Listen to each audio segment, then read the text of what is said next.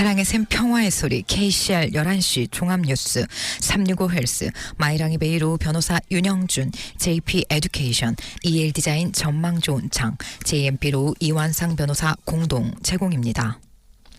뉴질랜드 뉴스입니다. 부동산 경매 시장에 많은 부동산이 매물로 나오지만 여전히 판매되는 부동산은 3분의 1에 불과한 것으로 나타났습니다. 몇 주 동안 하락세를 보였던 경매 활동이 지난주에 다시 활기를 띄웠습니다. 인터레스트 코닷 엔젯은 지난주 3월 16일에서 22일 568개 주거용 부동산 경매를 모니터링했는데 이는 1년 만에 세 번째로 높은 한 주 동안의 수치였습니다. 그중 127개는 총 31% 판매율을 기록하며 판매됐으며 판매된 부동산 중 42%는 등급 평가와 동일하거나 높은 가격으로 매매됐습니다. 3월은 일반적으로 주거용 부동산 매매가 가장 바쁜 달이고 지난 5주 동안 매매율 33%로 1%에서 2% 이내에서 유지됐기 때문에 경매된 부동산 수가 많은 것이 놀라운 일은 아닙니다. 따라서 현재 경매 시장에서 부동산 판매 3분의 1이 전반적인 표준인 것으로 보여지고 있습니다. 이번 주 역시 경매장에서 활기가 넘치는 한 주가 될 것으로 보입니다.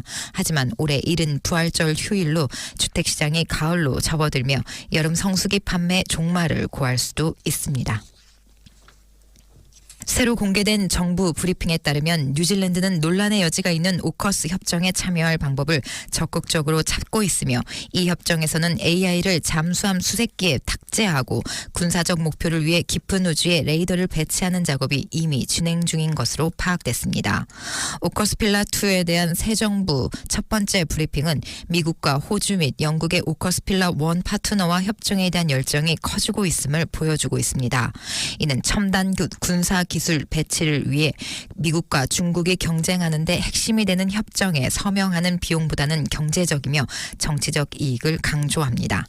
주디스 콜린스 국방장관은 RNZ와의 인터뷰에서 이번 달 초 미국 무기통제 및 국제안보 담당 차관과 특히 기술 관련 기회에 대해 얘기했다고 밝혔습니다. 비평가들은 뉴질랜드가 중국에 대해 더욱 매파적인 입장을 취할 위험이 있다고 말했으며 지지자들은 필라2가 세계에서 가장 치열한 경쟁을 벌이고 있는 인도 태평양 지역의 지정학적 판도를 바꾸는 요인이라고 설명했습니다.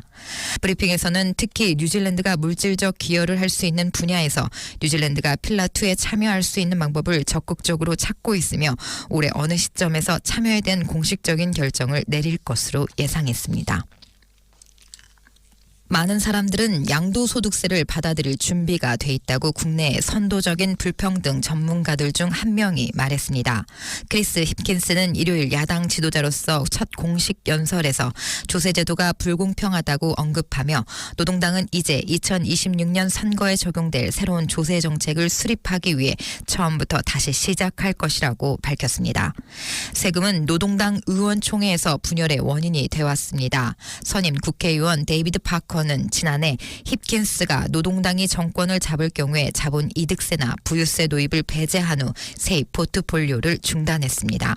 국내 불평등에 대한 전문가인 맥스 레슈브룩은 노동당이 보다 공정한 세금 시스템을 위해 많은 노력을 기울였으며 이를 실현해야 한다는 압박감을 느낄 것이라고 전했습니다.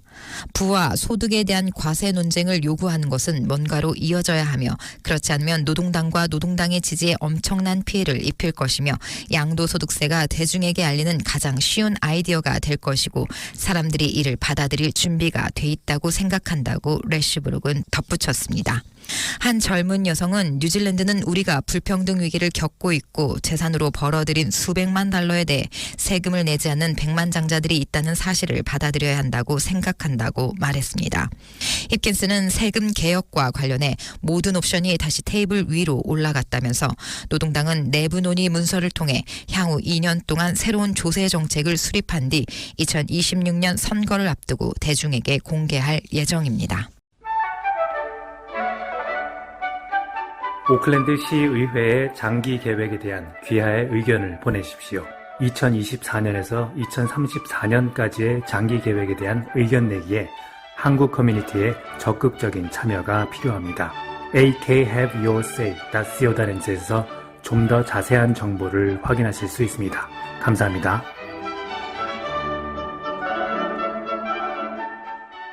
정부는 7월부터 보육 보조금 정책을 시작하며 주당 최대 $75 지원 가능하다고 25일 월요일 발표했습니다. 패밀리 부스트 보육 보조금은 올해 7월 1일부터 시작되며 환불금은 10월부터 지급될 것이라고 니콜라 재무장관이 발표했습니다. 3개월에 한 번씩 보조금을 지급하고 부모는 유아교육기관의 청구서를 이용해 신청해야 합니다. 국민당은 작년 선거를 앞두고 보육 비용에 대해 주당 최대 $75까지 25% 환불을 약속하는 이 계획에 대한 캠페인을 벌였습니다.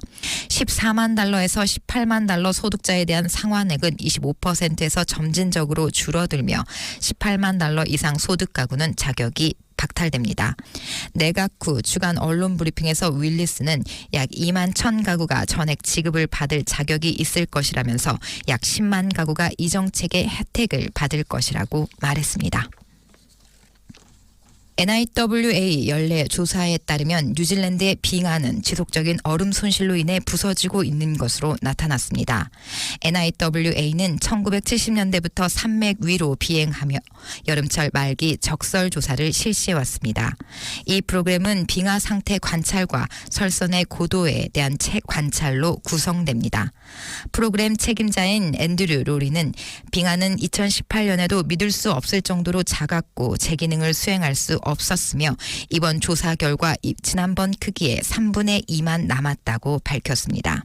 NIW의 기후 및 환경 응용 분야 수석 과학자인 로리는 설선도 계속해서 상승했으며 최근 몇 년 동안 그 상승이 가속화됐다면서 지난 10년은 뉴질랜드가 기록상 가장 따뜻한 10년 중 8년을 경험했고 몇 번의 시원한 계절조차도 피해를 되돌리기에는 충분하지 않을 것이라고 덧붙였습니다.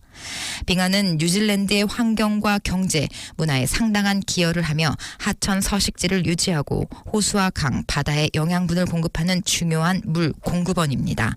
또한 수력발전 호수에 전력을 공급하며 재생 가능 에너지 공급에 영향을 미치고 관광을 통해 경제에 수백만 달러를 기여하고 있습니다. 메시 유니버시티 팔머스턴 노스 연구소 과학자들이 씨앗으로 유제품을 만드는 방법을 고안했습니다. 메시 대학은 자사의 기술에 대해 확신을 갖고 있으며 세계 시장의 판매를 목표로 하는 새로운 회사를 후원하고 있습니다. 지난 4년 동안 매시스리댓 인스티튜트의 과학자들은 콩과 식물의 씨앗에서 식물성 우유를 추출하기 위해 발효 과정을 연구해 왔습니다. 그들은 유제품이 들어가지 않은 크림과 분유를 개발했으며 대학은 메시 벤처스를 통해 새로운 회사 엔드푸드의 대주주가 됐으며 이 회사는 사업을 시작하기 위해 $270만 모금했습니다. 그중 일부는 뉴질랜드 벤처 캐피탈 회사인 아이스하우스 벤처스에서 나온 것이었습니다. 엔드푸드의 CEO인 알렉스 디베로우는 콩류가 콩과 식물 계획의 씨앗이라고 말했습니다. 일부 추산에 따르면 유제품 없는 우유 시장은 지난해 $400억 넘어섰습니다. 기리 우유와 두유 및 기타 다양한 제품이 있었지만 디베로우는 엔드푸드의 콩과 식물 씨앗이 우위에 있다고 말했습니다.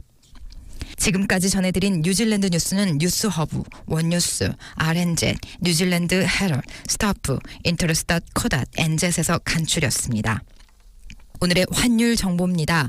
뉴질랜드 달러화 대비 원화의 기준 환율은 804원 57전, 한국에서 보낼 때 812원 61전, 한국에서 받을 때 796원 53전입니다.